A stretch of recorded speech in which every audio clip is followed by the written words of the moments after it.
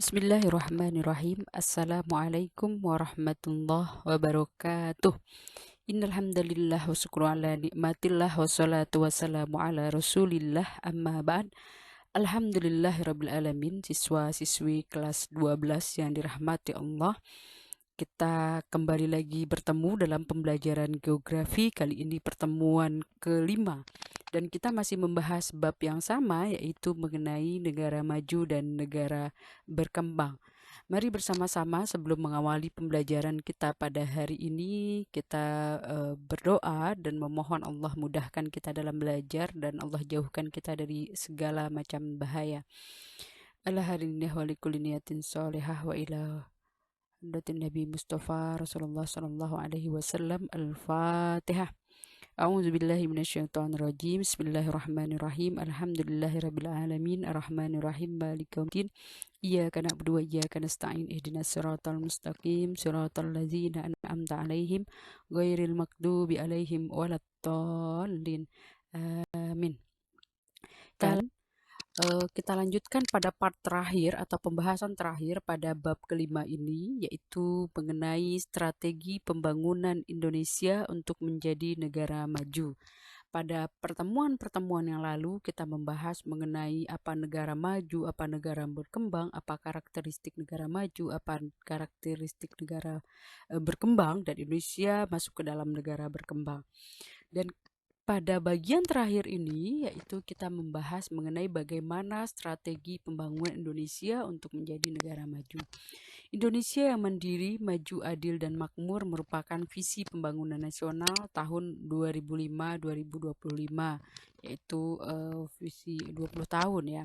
Visi pembangunan nasional harus dapat diukur untuk dapat mengetahui tingkat kemandirian, kemajuan, keadilan, dan kemakmuran yang ingin dicapai.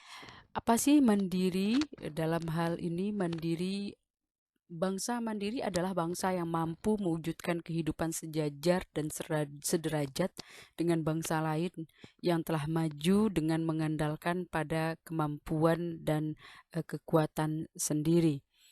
Oleh karena itu, untuk membangun kemandirian mutlak harus dibangun kemajuan ekonomi. Kemampuan untuk berdaya saing menjadi kunci untuk mencapai kemajuan sekaligus kemandirian. Kemandirian suatu bangsa tercermin antara lain pada ketersediaan sumber daya manusia yang berkualitas dan mampu memenuhi tuntutan kebutuhan dan kemajuan pembangunannya. Adalah maju. Tingkat kemajuan suatu bangsa dinilai berdasarkan berbagai ukuran. Yang pertama ditinjau dari indikator sosial. Tingkat kemajuan suatu negara diukur dari kualitas sumber daya manusianya. Kemudian ditinjau dari indikator kependudukan. Bangsa yang sudah maju ditandai dengan laju pertumbuhan penduduk yang lebih kecil, angka harapan hidup yang lebih tinggi, kualitas pelayanan sosial yang lebih baik. Ditinjau dari tingkat perkembangan ekonomi, kemajuan suatu bangsa diukur dari tingkat kemakmurannya yang tercermin pada tingkat pendapatan dan pembagiannya. Ini adalah beberapa indikator negara dikatakan maju. Kemandirian dan kemajuan suatu bangsa tidak hanya dicerminkan oleh perkembangan ekonomi semata, tetapi mencakup aspek yang lebih luas juga. Ada aspek kemandirian dan kemajuan juga ada dalam kelembagaan, pernata-pernata, nilai-nilai yang mendasari kehidupan politik sosial. Kemudian adil dan makmur. Pembangunan bangsa Indonesia tidak hanya sebagai bangsa yang mandiri dan maju, tetapi juga bangsa yang adil dan makmur. Sebagai pelaksana dan penggerak pembangunan sekaligus objek pembangunan, pembangunan haruslah dilaksanakan dari rakyat, oleh rakyat, dan untuk rakyat. Oleh karena itu, masalah keadilan merupakan ciri yang menonjol pula dalam pembangunan nasional, harus mencakup ke semua aspek.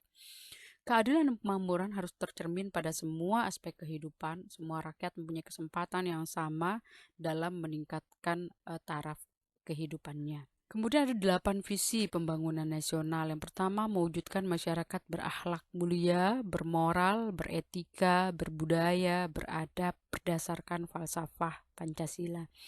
Yang kedua, mewujudkan bangsa yang berdaya saing. Yang ketiga, mewujudkan masyarakat demokratis berlandaskan hukum. Yang keempat, mewujudkan Indonesia aman, damai, dan bersih. Yang kelima, mewujudkan pemerataan pembangunan dan berkeadilan. Yang keenam, mewujudkan Indonesia asri dan lestari. Ketujuh, mewujudkan Indonesia menjadi negara kepulauan mandiri, maju, kuat, dan berbasiskan kepentingan nasional. Dan yang terakhir, mewujudkan Indonesia berperan penting dalam pergaulan dunia internasional. Dalam mencapai itu maka ada tahapan skalanya, ada skala prioritas ya, ada rencana pembangunan jangka panjang dan ada rencana pembangunan jangka menengah. Kita tahu tadi berawal dari 2005, maka 2005 sampai 2009, 2010 sampai 2014, 2015 sampai 2019. Nah, saya membahas strategi pembangunan nasional dalam rangka pembangunan jangka menengah, jangka menengah nasional 2015 sampai 2019. Strategi pembangunan nasional menggariskan hal-hal sebagai berikut. Norma pembangunan yang diterapkan dalam RPJMN 2015 sampai 2019 adalah sebagai berikut. Membangun untuk meningkatkan kualitas hidup manusia dan masyarakat. Setiap upaya meningkatkan kesejahteraan, kemakmuran, produktivitas tidak boleh menciptakan ketimpangan yang makin melebar yang dapat merusak keseimbangan pembangunan. Aktivitas pembangunan tidak boleh merusak lingkungan. Kemudian 3 dimensi pembangunan. Dimensi pembangunan manusia dan masyarakat. Pembangunan dilakukan untuk meningkatkan kualitas manusia dan masyarakat yang menghasilkan manusia-manusia unggul dengan meningkatkan kecerdasan otak dan kesehatan fisik melalui pendidikan. Kemudian dimensi pembangunan sektor unggulan. Apa sektor unggulan ini? Prioritasnya seperti kedaulatan pangan, kedaulatan energi, kemaritiman dan kelautan, pariwisata dan industri. Kemudian dimensi pemerataan dan kewilayahan. Jadi pembangunan tidak hanya untuk kelompok tertentu, tetapi untuk seluruh masyarakat di seluruh Indonesia, di wilayah seluruh Indonesia. Ada wilayah desa, wilayah pinggiran, Jawa, kawasan timur, kawasan barat, dan seluruhnya. Kemudian kondisi sosial, politik, hukum, dan keamanan yang stabil. Dan kemudian quick wins, yaitu hasil pembangunan yang dapat segera dilihat hasilnya. Pembangunan merupakan proses yang terus-menerus dan membutuhkan waktu yang lama. Karena itu dibutuhkan output cepat yang dapat dijadikan contoh dan acuan masyarakat tentang arah pembangunan yang sedang berjalan, sekaligus untuk meningkatkan motivasi dan partisipasi masyarakat. Ya, inilah rencana. Dan ini sudah berjalan. Sekarang kita masuk pada tahap terakhir, yaitu 2020 sampai 2025. Kalau kita lihat tentu pembangunan telah banyak berkembang, kemudian pendidikan sudah semakin meningkat. Nah, ini yang kita pelajari. Inilah Indonesia yang kita harapkan kemudian menjadi negara maju.